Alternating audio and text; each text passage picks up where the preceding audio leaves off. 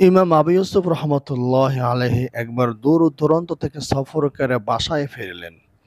বাসায় ফেরার সময় তার পেটে প্রচণ্ড ক্ষুধা ছিল, তাই তিনি তার স্ত্রীর কাছে দ্রুত খাবার দেওয়ার জন্য অনুরোধ করলেন।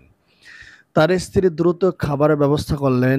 ইমাম আবু ইউসুফ রহমতুল্লাহ আলাইহি দ্রুত খাবার খেয়ে ফেললেন। খাবার সমাপ্ত হলে ইমাম আবু ইউসুফ রহমতুল্লাহ আলাইকে তার স্ত্রী জিজ্ঞাসা করলেন, খাবার কেমন হয়েছে, কেমন খেলেন?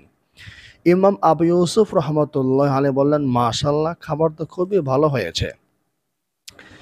এই কথা বলে ইমাম আবু ইউসুফ রহমতুল্লাহ আলাইহি তার কাজে বা বিশ্রামে চলে গেলেন। তখন ইমাম আবু ইউসুফ রহমতুল্লাহ আলাইহির স্ত্রী খাবারটা টেস্ট করার জন্য মুখে দিলেন, কারণ তিনি দ্রুত খাবার তৈরি করেছিলেন, তাই মুখে দেওয়ার সময় তিনি পান নাই। ইমাম আবু ইউসুফ রহমতুল্লাহ আলাইহি কথা শোনার পরে তিনি খাবার মুখে দিলেন, যেহেতু খাবারটা ভালো হয়েছে তাই আমি একটু খেয়ে দেখি। যখন তিনি খাবার মুখে দিলেন তখন তিনি আশ্চর্য হয়ে গেলেন, এই খাবার কি খাওয়া যায়? এটা কেমন খাবার? এর মধ্যে তো কোনো স্বাদই হয় নাই। অথচ আমার স্বামী আমার প্রশংসা করে বলেছে, মাশাআল্লাহ, খাবার তো ভালোই হয়েছে। এই দৃশ্য দেখার পরে ইমাম আবু ইউসুফ রহমতুল্লাহ আলাইহির স্ত্রী ভীষণভাবে ব্যথিত হলেন এবং তার চোখ বেয়ে বেয়ে এই মর্মে এই ভেবে পানি পড়ে গেল যে আমার স্বামী দূর দূরান্ত থেকে সফর করে এসেছে, ক্লান্ত হয়ে গেছে, পেটে প্রচুর ক্ষুধা, তারপরও এই খাদ্য মুখে দেওয়ার পরও সে তার মুখ দিয়ে কটু কথা বের করে নাই।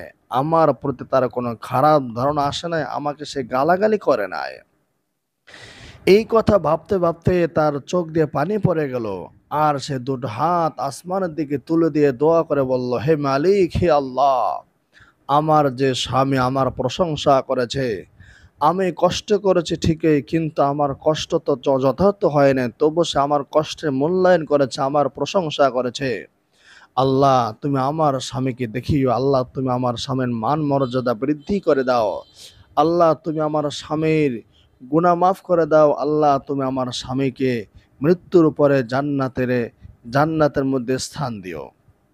এইভাবে ইমাম আবু ইউসুফ রহমতুল্লাহ আলাইহির জন্য অনেক অনেক দোয়া করলেন, আর তার চোখ বেয়ে বেয়ে তখন পানি ঝরছিল। ইমাম আবু ইউসুফ রহমতুল্লাহ আলাইহি এর কিছুদিন পর মৃত্যুবরণ করলেন।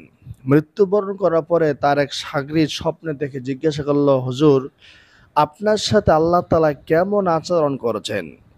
ইমাম আবু ইউসুফ রহমতুল্লাহ আলাইহি বললেন যে, আল্লাহ তাআলা আমাকে মাফ করে দিয়েছেন। আল্লাহ তাআলা আমার জন্য জান্নাতের ফয়সালা করে দিয়েছেন, শুধু একটি মাত্র আমলের কারণে। আর সে আমলটি হলো, আমি প্রচণ্ড ক্ষুধার্ত ছিলাম, সফর থেকে এসেছিলাম, আমার স্ত্রীকে তাড়াতাড়ি খাবার দেওয়ার জন্য বলেছিলাম। স্ত্রী তাড়াহুড়া করে রান্না করেছে, কিন্তু রান্না মজা হয় নাই, ভালো হয় নাই, স্বাদ হয় নাই। এরপর আমি খাবার খেয়ে আমার স্ত্রীর প্রশংসা করেছিলাম। এই বিষয়টি আল্লাহ পাকের কাছে সীমাহীন ভালো লেগেছিল, তাই আল্লাহ তাআলা আমাকে এই কারণে ক্ষমা করে দিয়েছেন। আল্লাহ তাআলা আমার জন্য জান্নাতের ফয়সালা করে দিয়েছেন। আল্লাহু আকবার, আল্লাহু আকবার। সামান্য একটি আমলের কারণে আল্লাহ তাআলা তাকে মাফ করে দিয়েছেন।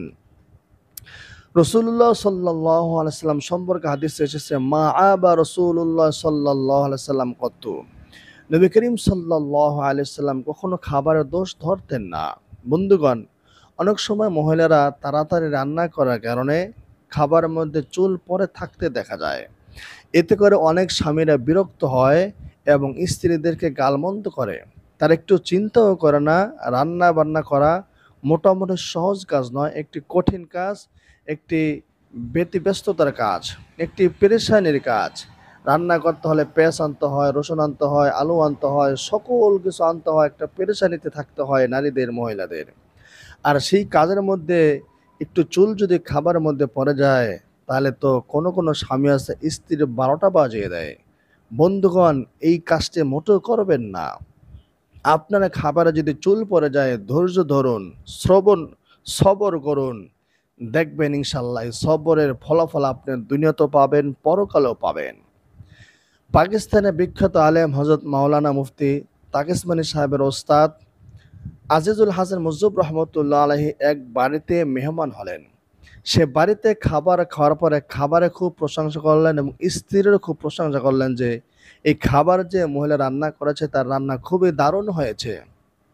এই কথাটা তিনি বলার পরে পার্শ্ববর্তী রুম থেকে কান্নার আওয়াজ আসতে লাগলো। তখন তিনি জিজ্ঞাসা করলেন, কে কান্না করতেছে? তখন বলা হলো, আমার স্বামীর সংসার আমি 40 বছর যাবৎ করতেছি, অথচ আজ পর্যন্ত একবারও আমার স্বামী আমার তরকারির প্রশংসা করে নাই, আমার রান্নার প্রশংসা করে নাই। আজকে আপনার মুখ থেকে আমার প্রশংসা শুনে আমি কান্না করে দিলাম। তো বন্ধুগণ, আপনি যখন আপনার তরকারির স্ত্রীর রান্নার প্রশংসা করবেন, আপনার স্ত্রী তখন খুশি হবে। সেই খুশিতে সে যেই দোয়াটা করে দিবে, সেই দোয়া আপনার জীবন ধন্য হয়ে যাবে। বন্ধুগণ, মানুষের যে কোনো দোয়া কখন কার দোয়া কে যে কাজে লেগে যায় তা তো বলা যায় না। কেউ কেউ আছে স্ত্রীকে টিটকারি করে বলে, স্ত্রীর দোয়া কিসের কাজে লাগবে? আরে ভাই, আপনার স্ত্রী আল্লাহ পাকের মাখলুক, আল্লাহই তাকে সৃষ্টি করেছেন।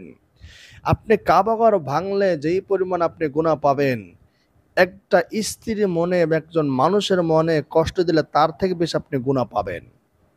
এর কারণ হলো, কাবা ঘর বানিয়েছেন হযরত ইব্রাহিম আলাইহিস সালাম, আর আপনার স্ত্রীকে বানিয়েছেন স্বয়ং আল্লাহ রব্বুল আলামিন। সুতরাং আপনি একজন মাখলুককে, একটা সৃষ্টিকে কষ্ট দিলে আল্লাহ তাআলা কষ্ট পেয়ে যায়। আর একটা সৃষ্টিকে খুশি করতে পারলে আল্লাহ তাআলা খুশি হয়ে যায়।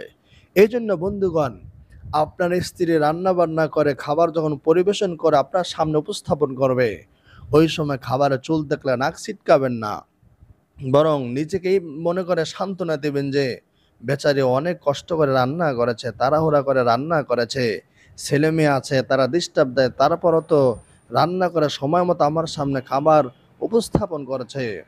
আল্লাহ তাআলা তাকে মাফ করুক, আল্লাহ তাআলা কষ্টের প্রতিদান তাকে দিক, এরকম একটা সমর্মতে রাখবেন। আরে ভাই, আপনার স্ত্রীর কাজে আপনি যদি সাহায্য করেন, আপনি যদি তার প্রশংসা করেন, আপনার সংসারটা আরো উন্নতির দিকে চলে যাবে। একটা সংসার উন্নতি হয় স্বামী স্ত্রী উভয়ের পরিশ্রমের কারণে। স্বামী সারাদিন বাইরে থাকে, আর ঘরে কি লাগবে না না লাগবে এটা স্ত্রী ভালো বুঝে। তো আপনি যদি স্ত্রীকে কষ্ট দেন, আপনি কিন্তু অগ্রসর হতে পারবেন না। আপনার স্ত্রী আপনার অনেক কাজে সহযোগিতা করে, সেই সহযোগিতার কথা আপনি ভুলে যাবেন না। সামান্য একটি চুলের টুকরা, একটা চুল আপনার খাবার মধ্যে পড়েছে, তাই বলে স্ত্রীর কষ্ট, স্ত্রীর ত্যাগ আপনি ভুলে যাবেন না মুহূর্তের মধ্যেই। স্ত্রীকে আপনি কষ্ট দিলে আপনার মন থেকে স্ত্রী উঠে যাবে। আপনার প্রতি তার ভালোবাসা, তার দরদ, তার মহব্বত কম থাকবে, বেশি থাকবে না। এইজন্য স্ত্রীর সামান্য ভুল ত্রুটি ক্ষমা করে দিবেন। তাকে বুঝাবেন, তাকে শোধরাবেন, তাকে সংশোধন করার চেষ্টা করবেন। ধমকাবেন না, চাপ দিবেন না, তাহলে হাড় ভেঙে যাবে। রাসূলুল্লাহ সাল্লাল্লাহু আলাইহি সাল্লাম বলছেন, আল্লাহ তাআলা নারীদেরকে বাঁকা হাড় থেকে সৃষ্টি করেছেন। তুমি যদি চাপ দাও, টাইট দাও, ভেঙে যাবে। আর যদি একেবারে ছেড়ে দাও, তাহলে মাথার উপর উঠে যাবে। এজন্য মধ্যম পন্থা অবলম্বন করতে হবে। স্ত্রীদেরকে বোঝাতে হবে তাদের প্রশংসা করার মাধ্যমে। দেখবেন, আপনার স্ত্রী যদি আপনি প্রশংসা করেন, এত বেশি খুশি হবে, আপনি ৫০০ টাকা দিয়ে ওই পরিমাণ খুশি অর্জন করতে পারবেন না। নারীদেরকে আল্লাহ পাক এইভাবে বানিয়েছেন। তারা অল্পতে অনেক খুশি হয়, অল্পতে আবার অনেক কষ্ট পায়। এজন্য বন্ধুগণ, খাবার মধ্যে চুল দেখলে আপনি যদি সবর করতে পারেন, ধৈর্য ধরতে পারেন এবং স্ত্রীর জন্য দোয়া করতে পারেন, এটা আপনার জন্য মঙ্গলজনক হবে, আপনার কপাল খুলে যেতে পারে। আর যদি সামান্য একটি কারণে স্ত্রীকে ধমকান, তার সাথে দুর্ব্যবহার করেন, আর স্ত্রীর মনে যদি কষ্ট পেয়ে আল্লাহর কাছে বদ্ধ করে দেয়, এতে করে আপনার কপাল পুড়ে যেতে পারে।